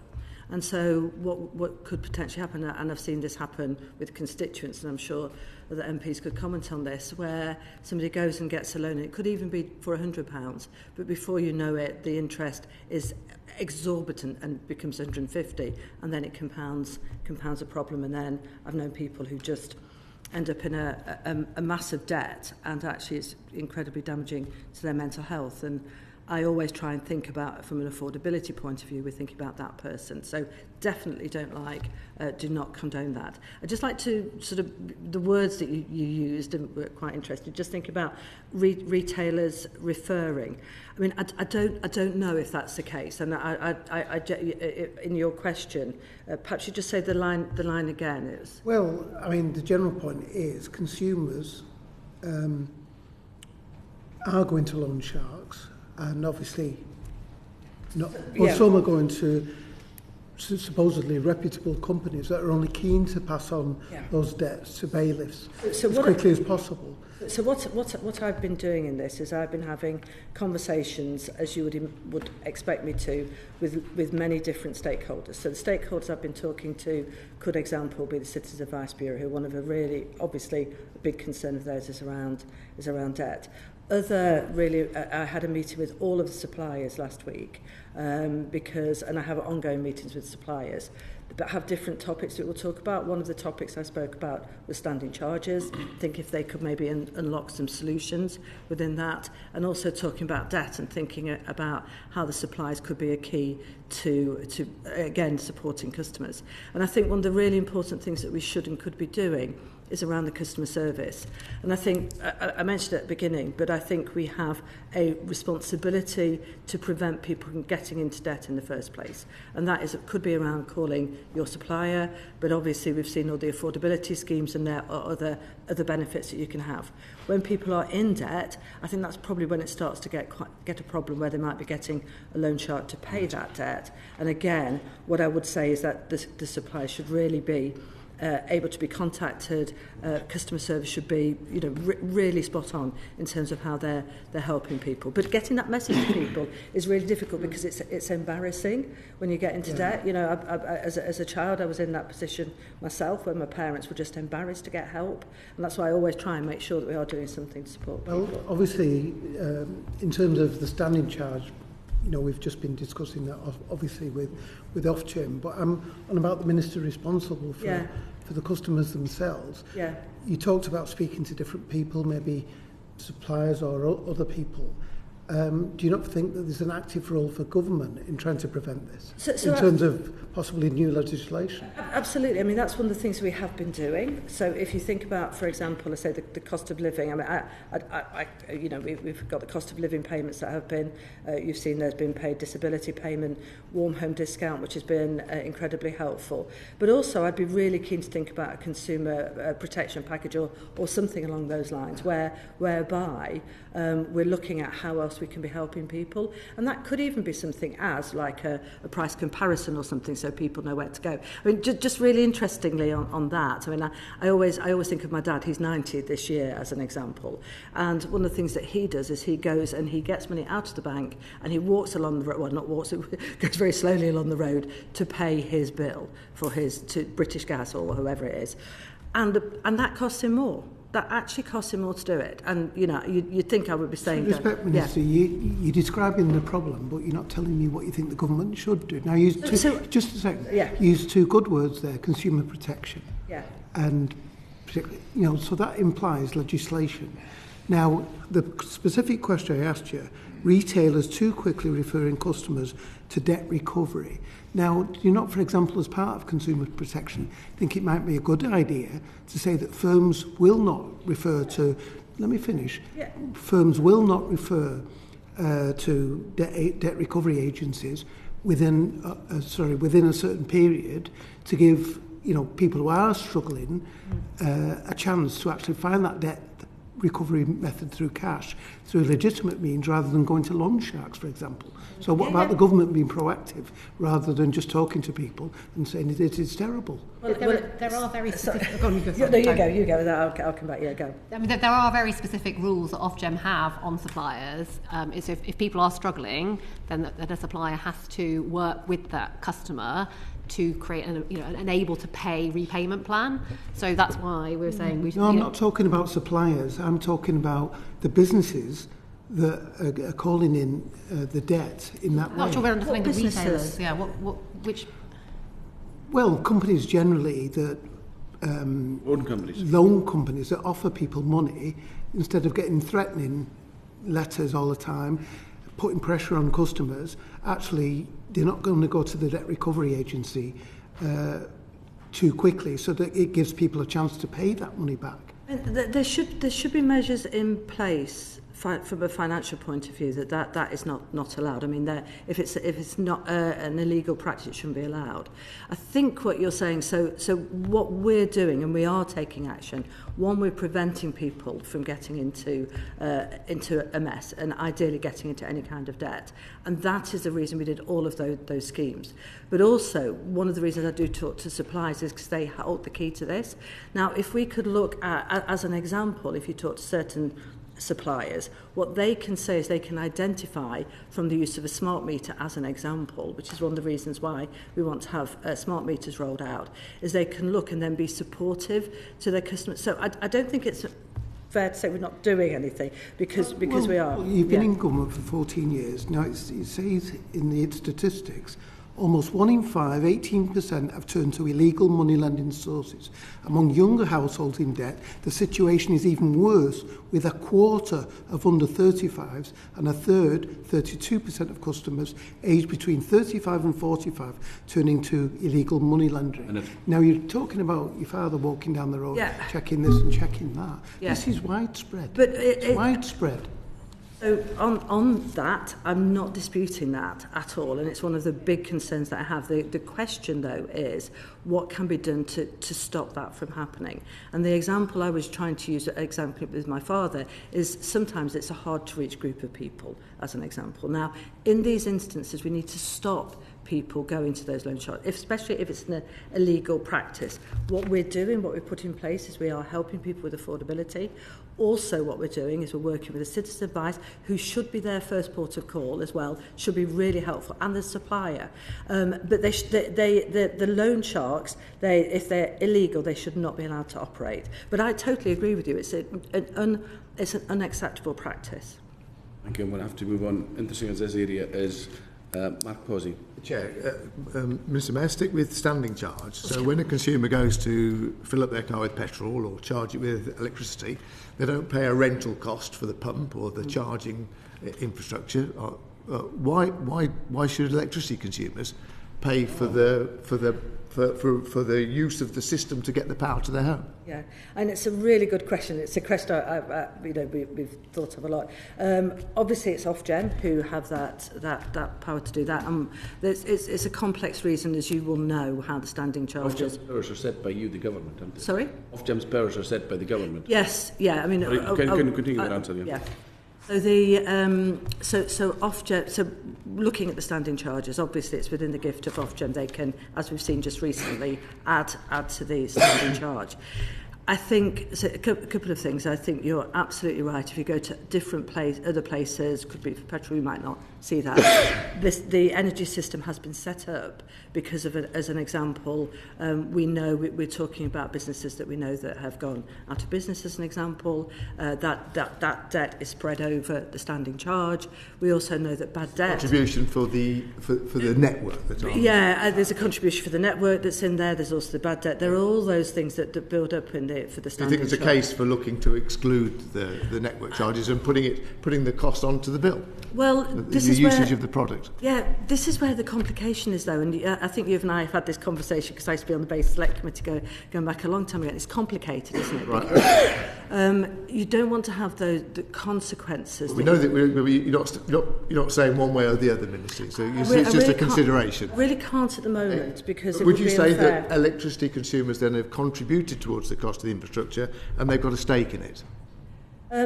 So I don't think we can make any until we see what the findings are, and right. I'm really pushing Ofgem to get the findings as soon as possible. Okay, it would be sorry. If the consumers have paid for it, they part own it in the same way as the consumers who have gas to their homes have contributed to the cost of the gas network. Yes. Yeah, I mean it's the way you agree with that as a matter of principle. It's the way the system is set up that it has costs. Okay, so if the consumers through their bills have paid for the gas network, does it make sense to make the most positive use of it? Well, the supplier, for a start, remember, doesn't have to put those standing charges on. We have examples where they don't always do that, and certainly some suppliers. Okay. Yeah, sorry, I'm probably misunderstanding the question. I'm looking at the future of the gas network. So if we say that the consumers have contributed to the cost of the gas network, does it make sense to continue to use it? And so therefore, does it make sense to use hydrogen in the existing pipes that the consumer has paid for, if at all possible? I don't know. Alternative to methane. Yeah, I don't know. I honestly don't have any views on that. I'd have to have a think. Don't have a view about the role of hydrogen in the home heating network. No. So there's lots of different things that we should be thinking about in the roles of what we should heating in homes. As an example, but should hydrogen be part of the consideration? I mean, in terms of, I'm not quite sure what your point is in terms of affordability. Well, I'm just wondering whether if people have got gas to their home and it's an affordable way of heating their home, should we, and we're not going to use methane because it's the CO2 emissions, hydrogen doesn't provide those emissions, so should we really be considering the use of hydrogen? So I, under my innovation portfolio, obviously look at all different methods of energy, and there are different methods of energy. There's, for example, as you will know, nuclear. There's different. Okay. I don't know. My initial thought, I don't know whether it has been proven to be cost effective. Right. So we might, and therefore it might be more expensive. If we were to use hydrogen, that's great because it would continue to be used. If we weren't to take the decision to use hydrogen, the government's going to take a decision in 2026. Who should pay the cost of decommissioning? If it's an asset in which the consumers invested.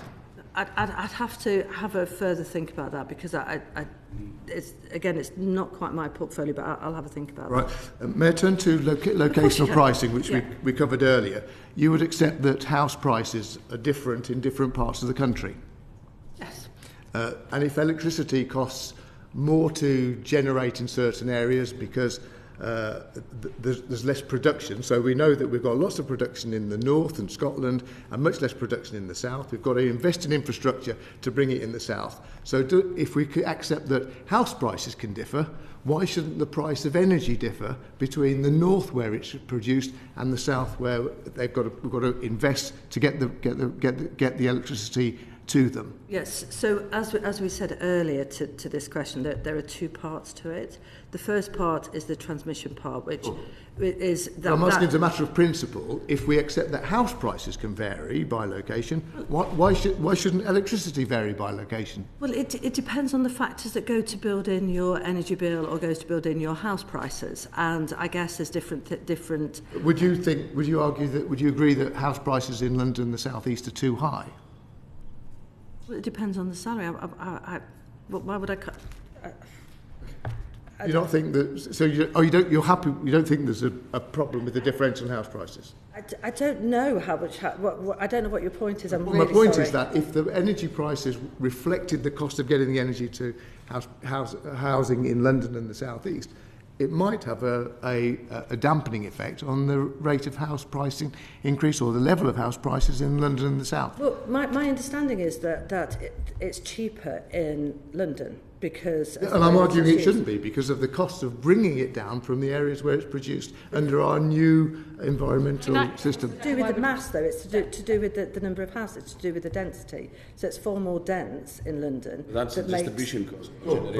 So should London consumers pay a higher price for their energy because the production isn't taking place in London and the South East? There aren't many wind turbines in London, whereas there are plenty in the north, and the cost of delivering it to the north is lower. So I'm arguing the case for locational pricing, and I'm asking you where you stand on that. Well, we're quite keen on zonal price. As we were saying earlier, it sounds like it's a good thing to do. We've just done a consultation looking at the findings that are coming out. You're supportive of the principle? It seems as though the principle is a good principle to do, especially as it will have a positive effect throughout the whole. Okay, and if energy, and the point I'm making is if energy costs are higher in London and the South East, might it have a dampening effect on property prices because the energy cost is higher? Well, I would say. I mean, I haven't thought about that, but if somebody, I mean, at the moment it's definitely cheaper in London. Would it having higher prices make it more expensive?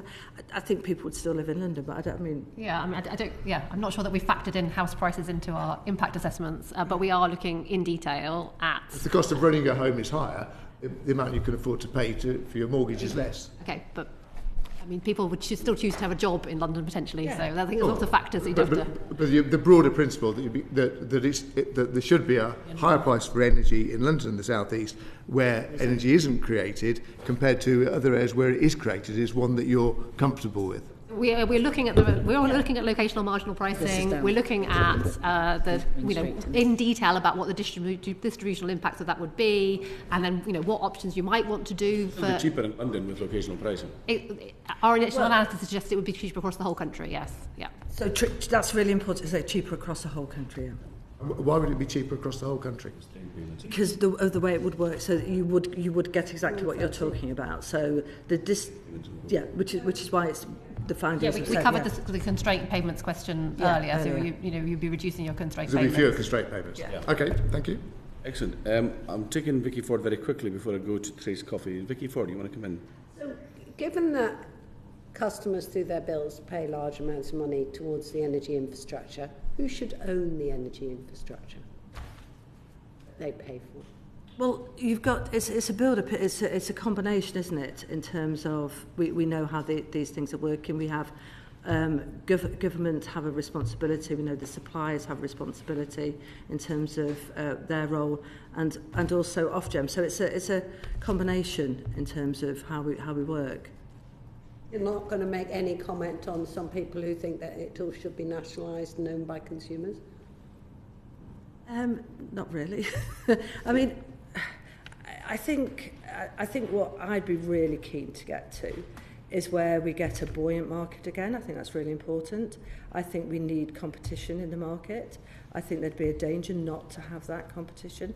And so we're hoping to get to a point where we will be starting to switch quite soon as well. We're seeing it a little bit, but that would be our ambition. Would you just like to explain why you think there'd be a danger of not having competition? Well, I think because it might stick prices at a certain level, and I think, as an example, one of the things I'd be really keen to do is have a think about how we compare different suppliers to each other, because there's a whole suite of things that we'd be looking at. So, as an example, some suppliers have good customer service at the moment, some suppliers are not as good, some suppliers offer different things. I think it's important that we have a competitive network that then will drive the prices down. Thank you. And very briefly, who do you think should be responsible for the cost of decommissioning energy infrastructure? Well, again, I mean, I'm not... Well, I mean, I guess it depends which infrastructure you're talking about. So, you know, there are decommissioning funds for different types of infrastructure already in place. So, for offshore wind and for nuclear and places like that. I'm not, you know. So, I think most new build now are already including decommissioning costs as part of the build costs, and are factoring that in as part of as part of their overall project. And there was a letter from the Secretary of State to Ofgem about costs of energy bills. She asked Ofgem to tackle the issue of the high standing charges. Why did she write that letter? Why was that not dealt with through official level? Well, I believe I signed the letter as well, if I recall, and certainly from my point of view and conversations I'd had with Secretary of State, one of the things that I'm very, very conscious of is that we must make sure that we hit that affordability target. That's what we must make sure that we do.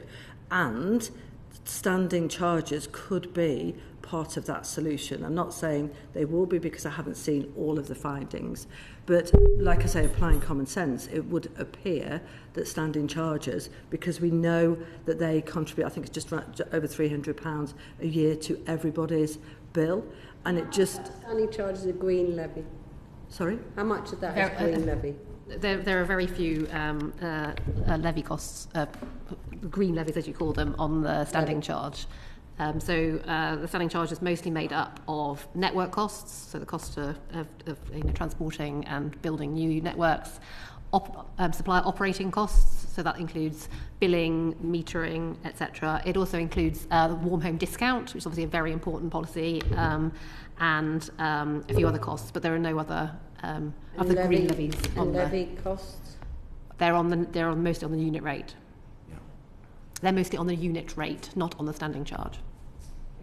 And if you've got a levy that is encouraging people to switch to greener fuels, renewable energies, for example, and encouraging that type of production, why should someone who has already decided to invest in their own solar panel, for example, also continue to have to pay the cost of that levy?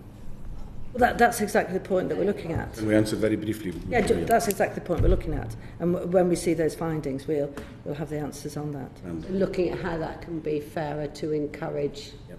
It's all the reason why, in answer to your question, Secretary of State and myself pushed on this is very simply because we want to make sure that we're getting fair, and standing charges seem an obvious thing to look at. I'm sorry, Vicky. How are you going to have to move on? Is that okay? Sorry, I'm just taking the questions that. Okay, on you go. By the committee. On you go. Okay. How are you going to action the recommendations from the Committee on Fuel Poverty that 35% of fuel poor households are in the private rented sector? I know we've done a lot on the social sector. Yeah. I mean, it's a complicated problem, and what we need to be doing is making sure that we're looking at energy efficiency as well as the affordability. And I think you will know as well as I do that there are loads of schemes in terms of insulation, making sure that we do hit that energy efficiency. So it's not just about supporting people with the affordability, but it's also around how we retrofit a lot of these houses in terms of those schemes that are on benefits or social rented? They are targeted, and quite often it's around the fuel poverty issue as well, where we can really lean in. We do a lot of it locally through local authorities as well. Therese Coffey, thank you. Thank you.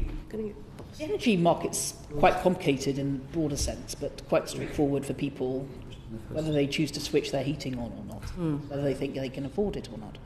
So just help me understand, we've been through quite an extensive amount of support with the energy shock that happened, and it was right for government to step in then. Yeah.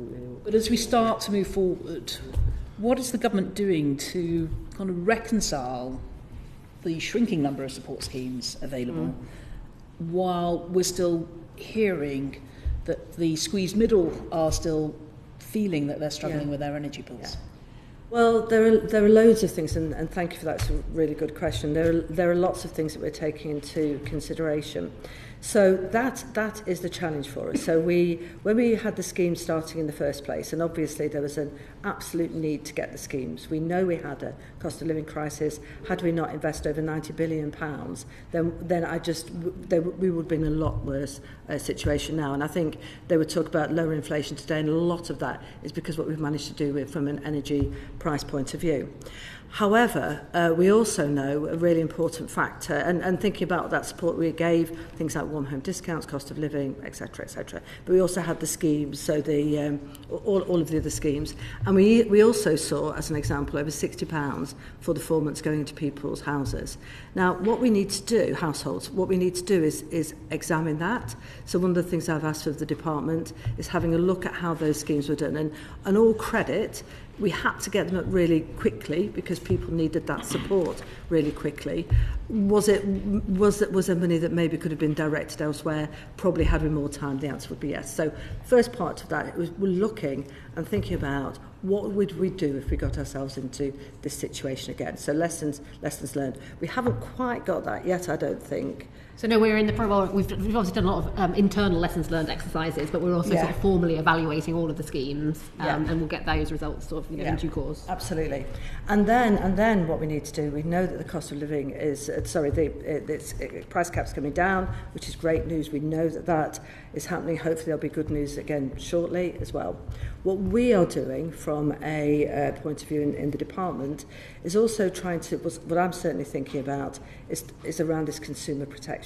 So having a think about what we can do to really support vulnerable people. And it's a whole suite of things that we have. Some of it's by working with DWP because of things that they're doing, but also having a think about, would it be helpful to have those looking at what the competition market is, what the market's looking like. Would it be helpful to have more data? We're looking at a really good example we're trying to think about is how we share data. So as an example, had we been able to access, and for the warm home discount, we were able to access DWP data is my understanding, but what we'd need to do is think about, should we be looking at that shared data to make it more readily available? So building on that, a little bugbear of mine, I deliberately got something into the Digital Economy Act 2015 in order to open up the data sharing powers, not just within government, but actually with suppliers. Because the amount of the schemes that are being paid for by levies for other people's bills, it's not government money. Yeah. Less than half of it, or only about half at most, is actually going to helping people, in effect, reduce their energy bills through insulation, whatever. So what's going on? What is your assessment of how we're using this? Because as far as I'm aware, you've got access to pretty much all the data you need. Well, so there's a couple of ways of looking at the data, and you know this so well. I think you and I have actually had discussions around this, but one of the things I'd be keen to do is thinking about where we're putting that support in. So if we had a situation again where we needed to act swiftly, if we had a situation where that data were shared across departments, then that would enable us to get into those households that needed it more swiftly. And that is a challenge. So I've had meetings with lots of departments and thinking about how we do that. The problem is it's not just a GDPR problem. but, which I think probably we should think about how we get through that, because actually it makes sense to have a central record. But also there are different systems, again, that are being used as well. But we're starting now thinking about how we go into the future. An example of where we can do something is around the priority list. And again, for me, I mean, that's something that we're looking at, thinking about all the people on the priority list. Is there a way that we could share that data? You've got Ofgem looking at how they share it with Ofwal, as an example. Does that, in my view, really tick a box as to where we should be going? Priority service is really important, but I'm not sure it really hits those vulnerable people that are on affordable. One of the things that people have done traditionally to try and reduce their bills and have been encouraged to do is to switch. Variety of ways in doing that.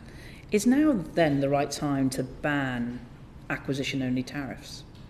Well, no decision's been made as yet, as you know, on that. I have been speaking to different suppliers who have different views. Some will have one view that it should be done, others will have another view on that. But we haven't made a decision yet. I know I can see you want well, to it's an Ofgem decision, this one. So yes, I shouldn't say we, I mean Ofgem. So they're obviously looking at that in terms of, because they're consulting on it at the moment. They've also put out a kind of a paper around future price protection options for the market, alongside a paper that we put out on how the default arrangements need to evolve in the future to enable customers to kind of unlock really good deals. And as part of that, a ban on acquisition tariffs is an option, but there's no decisions yet in terms of the best options for the future. And you say it's an Ofgem decision. Why? Why should it be an Ofgem decision on something where consumers, government ministers obviously have a view on that? I suppose it's historic, isn't it? It's historic. I don't. Good question. I'll ask the question. I think. So I've been talking to different suppliers, some of whom like. Cover one off, of course, please. Because I think you're going to think about that. Park homes. Yes. It was good that they got the 150 quid. It was a nightmare for a lot of them trying to get that money. We still have this problem that people actually, some of our lowest income around the country, really struggle to get the protections and the benefits of that. What are we going to do to change that? Well, it's a really complex question, as you know, because you start by being on a non-domestic tariff at the point of service, and then it goes to become a domestic at the sort of where the user. I guess historically you could look back and reflect, and on the whole it is a benefit, the way that it works. But before we had the cost of living crisis, they're using the energy to provide to domestic consumers. I just wonder if Mrs. Walker had. This must have gone round ministers' desks many a time, and it's in the too difficult bin probably. But come on. I mean, as I was saying, historically, consumers these consumers are served by a commercial contract essentially, and historically they've actually had a lower price than domestic consumers who are protected by the price cap. Those prices did spike through the crisis, but now we are seeing those prices coming back. We actually before this we did actually do a search, and you can get rates now that are comparable with the price cap level, and we would expect them to come down again. You don't get the choice though, do you? I'll leave it with that, Jen. Thank you. Maybe with American speculation become an election issue. Can I go to Derek Thomas? I'm really pushing for them. Derek Thomas. Beautiful man. Welcome. Nice. What has the government learned from the winter of 22-23? Well, so there's a few things, and I think I've probably answered that question slightly thinking about the analysis that we've been doing. So first thing is around energy security, and as you will know, we set up the department just over a year ago, and it's really important we did that because energy security is the most important thing. We must not be reliant on from an overseas point of view. Let's make sure that we are producing our own electricity. So that's why we're investing so much in renewables. So that's the first part of it. So it was a lesson learned, but obviously we've accelerated, and we're doing that in any case. The second part is how we swiftly act to support people. And again, sorry. No, just a general. How we swiftly act to support people. You've got to be good. Yes. Sorry. And it's really important that we do that analysis that we talked about in order to make sure that next time, not only are we able to support people, but we're able to target where that support goes rather than doing a blanket support if that's possible. I don't know whether you've got any other lessons because you were there. No, I mean, we obviously had to act very swiftly, which we did, and it's very important that we make sure we do learn all the lessons and we are capturing all that and doing formal evaluations, as I said, to ensure that we be well. Has there been conversations about whether Ofgem are up to the job or needs to be reformed in some way to better prepare us for shocks to energy? So I have constant conversations with Ofgem, as you would imagine, have constant meetings with them. And have many honest conversations, certainly with the panel that were in earlier. And I think a good example would be around the prepayment meters and the installation. And when they presented some ideas around this is how we plan to do the installation, how we plan to get back to doing the installations, one of the things I felt that I should do was scrutinise that as much as possible. So they made a suggestion and we went through and scrutinised it. On the standing charges, able to say to them, look, really standing charges unlock a lot of opportunity, you should be doing them. So I think we have a good working relationship, but obviously at the same time, it's a case of working together, but also actually putting those parameters in terms of expectation. And then finally, there's obviously a lot of chat at the moment in amongst the media about a general election being announced this afternoon. Oh, is it now? Is it? So that's why he's so keen. That's why Chair's so keen okay. to get out on the doors. But seriously, is the department how prepared is the department to manage any sort of shocks or anything within the energy industry and support for individuals if we were in an election and there was purdah going on? Just on that point to start with, I have regular meetings, not just with stakeholders, but with members from different parties as well. And I think that is really important. So that we have, and I also believe what we have done is a common sense approach, setting the foundations for what would be for the future, making sure that we're really hitting and supporting those vulnerable people. I take that incredibly seriously, and I've spoken to, my counterparts in all different parties. In terms of a general election, you will all know as well as I do that ministers stay in place. And also the other thing is that civil servants will still be in place as well. So I think we've done a very common sense approach. I think we've set some very good foundations. I think there are lots of lessons that are learned, and I think we are in a good place to go forward should that general election be called any time soon. That was probably the music that you wanted to hear. Lloyd Russell-Moyle, I think you're the last 6 minutes that we have, and maybe take my voice. Thank you very much. How do you aim to encourage innovation in our energy tariffs? Well, one of the things, again, just thinking about suppliers that I have regular meetings with, they can be very innovative in their tariffs. And I think one of the ways that will help that is actually switching as well. I think when we're talking about having a competitive market, when you look, it's quite interesting when you start to look at different kinds of suppliers, as an example. You've got some who've been around for a very long time, probably ingrained in a certain kind of customer, and then you've got other suppliers coming on the market who have very different ideas. Some of them are disruptors as well as you. So I think innovation in the tariff market is actually quite important. So what we're doing is certainly encouraging that, but is there anything to add? Yes, sure. So we actually published a response to our call for evidence on innovation earlier this year, and there was sort of strong consensus that the kind of the primary drivers to unlock innovation were around really cracking on with smart meters and delivering the market-wide half-hourly settlement programme, because that enables many more innovative tariffs to come forward. So that was kind of the building blocks. British Gas told us that they would like to move to a non-standing tariff where that was got rid of, but for some reason it's impossible. EDF have told us that they would, and we've heard today from Ofgem that they say, well, if they make an application they'll consider it favourably maybe. Yeah. But it seems the chief exec of British Gas seemed to say it was not possible. EDF say that they have moved themselves to a social tariff, but would like to have more freedoms to be able to do that. But the way the market regulated makes it difficult. So the energy companies are telling us that they've got these innovative plans, but they can't implement them. Is that them just passing the buck, or is there a problem with the regulations? I don't necessarily know if it's passing the buck. I wouldn't like to say that, because I think the suppliers have been incredibly innovative. I believe that they can be innovative as well. I don't think they are prohibitive from having that innovation. But it might be something that we should take away in one of our meetings with them. Yeah, well, I mean, what we are doing as a follow-on to this call for evidence I was mentioning is we committed to have working groups, one on consumer protection and one on innovation. And we've got the first one on innovation coming up in the next couple of weeks. And that's really about working with stakeholders across the piece, not just suppliers, but to see what reforms might be needed to help unlock more innovation. I think on the standing charge issue, the problem is that if you don't charge a standing charge, you can't just add it onto the per tariff rate, because the cap doesn't increase unless you ask for a special waiver.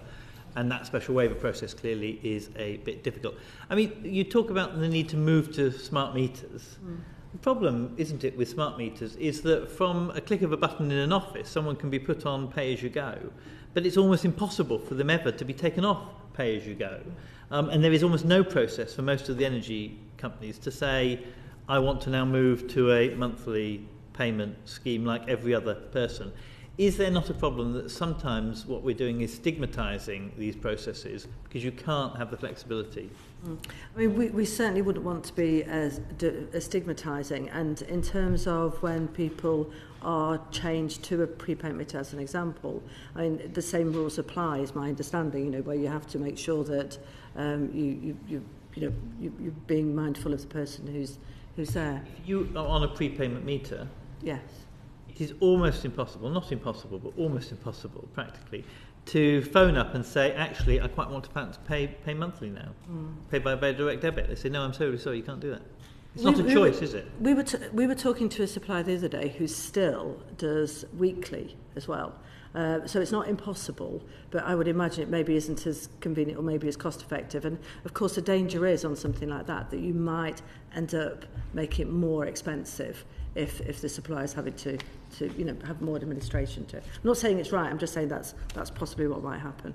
I mean, and we know that most people who are the poorest are also time poor, and they just don't switch. So going back to my colleague's question early on, is it right that Ofgem have said they are minded to abolish the protections for people that stay with an energy supplier? It's not an open consultation they've put out there. They've said they're minded to abolish it, change our mind. That's what they've said. So what's your view on that? Do you wish to change their mind or not? Well, I think what we need to do is we need to think about those vulnerable people, absolutely. Think about how we can support them. And one of the things I'd be really keen to do is think about a consumer protection package where, and I'm not quite sure how this would work, but where we would be able to, exactly those people that are really hard to reach, would be able to look at what it is that they are getting. Right, before we've developed that package, to be removing one of the protections that they have. It's a matter for Ofgem. Yeah, I mean, I think Ofgem are going to have to... Ofgem have said they're minded to get rid of it, and they've put it out now for wider consultation for people to change their mind. So it is consultation. You can feed into that consultation, Minister, as much as anyone else of us. What would your input to that consultation be? Because Ofgem have already come out with what they're minded to do. We will certainly wait for the consultation. It would be, I haven't seen the results. Why don't you feed into the consultation? Well, we will definitely be having conversations on that. So often we're going to have to, as with everything in the market, we're talking about wanting to increase competition, aren't we, and increase innovative tariffs. Well, I'm not necessarily talking about wanting to increase competition for some of the most vulnerable, because we know they don't get any improvements for package for price competition. They tend not to take advantage of it. Which is why we are wanting to make it more what's the word, visible, in terms of where those comparisons can be made. Are we doing enough to incentivise lowering domestic energy bills compared to our EU counterparts, particularly thinking about ensuring that we have a domestic supply chain of energy that isn't battered in the international market? I think it's really important. One of the things we were talking about was from an energy security point of view. It's really important that we, my voice is going, that we do that. Also, the way we've helped with other schemes as well, it's not just about the supplier, it is about government's role within that, making sure that we're supporting vulnerable people with all the other things that we're doing, like the cost of living, like as an example, sorry, my voice is going, national insurance cuts, like getting that. So there's a whole raft of vulnerable people. We can't protect the majority of people in Britain if we are not insulating our market to international forces. Well, that's exactly why we have a Department for Energy Security, to make sure that we're doing that. So what are we doing for the consumer to ensure that if there's another price hike, that we're not going to just have energy prices rise? Well, that's exactly why we're aiming towards the energy security, why we need to do that, why we need to become self-sufficient, why we're looking at all the renewables that we're looking at. So is the aim that the government we become energy self-sufficient and we have a system of British energy for British people first? We would like to have a system that makes sure that we are secure should a shock ever happen. There's no point in being secure if your energy is still priced at the international market rate. So, France gets away with it because their main supplier is also their main producer. Just a minute now. Yeah. So of course it's netted off within the same company. We have a different market. I'm not saying we should go for the French market. We've got a different market. So how are you intervening in that market to ensure that if energy prices somewhere else in the world are high, it isn't artificially inflated here? Well, that's exactly our aim, making sure that we are energy... What are you doing to do it, make it happen? Like I say, we're doing all the stuff around renewables. We're making sure that we're doing that. We're making sure that we're looking at the analysis. I mean, is there anything else you want to... Well, I guess as part of the review of electricity market arrangements, we did look at whether or not you would want to split the markets between... You decided not to do it. We decided not to do it. And you've not done that, so what are you doing? So we are accelerating the deployment of renewables so that gas sets the marginal price much less So frequently. it's a hope that contracts of difference will take over, replacing the old forms of contracts, and that would mean the strike price is hit at one point and that then it doesn't affect the rest of the market. Is that kind of what you're saying? Well, essentially, renewables would set the price rather than gas. Some renewables are fixed to gas, so it's only the new market renewables. I think we have an answer then, and the answer in that renewables will fix the price rather than gas. To finish off, I've been wanting to end the very patient Mr. Posey. Minister, you've told us about the challenge of supporting vulnerable customers in the session today, and one particular issue about the availability of data. Do you think there's some merit in taking the burden for supporting those vulnerable customers away from the energy companies who've got a lot on their plate as they decarbonise, for example, and passing that on to government through a dedicated payment added to benefits, for example, so that who've got all of the information about the housing type, about the need, and can be rather more focused and more accurate in their support? I think it's important that the suppliers stay in charge of their supply. So I think they need to be very much in control of their supply.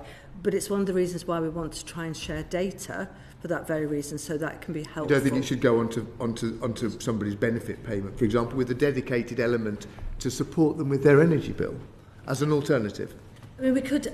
I guess that's where conversations with other departments are. Is in terms yes, so it's a broader whole of government concern of how that could happen, and that's why we are having those broader conversations with DWP, with health, with other departments. Yeah. Right. Thank you. Thank you all. The afternoon is wearing on, and as Westminster is agog with rumour and everything else, will the Prime Minister be going? Some people saying the Prime Minister is going to see the palace, whatever. We have concerned ourselves very much with energy, and I'm grateful to both Jane Walker and Minister Amanda Solloway for being here this afternoon. I hope you've enjoyed it. We look forward to you reading our report and your response to that when we produce it in due course. Order. Has ended.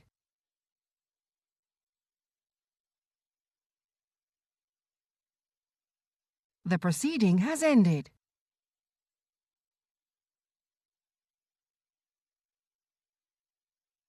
The proceeding has ended.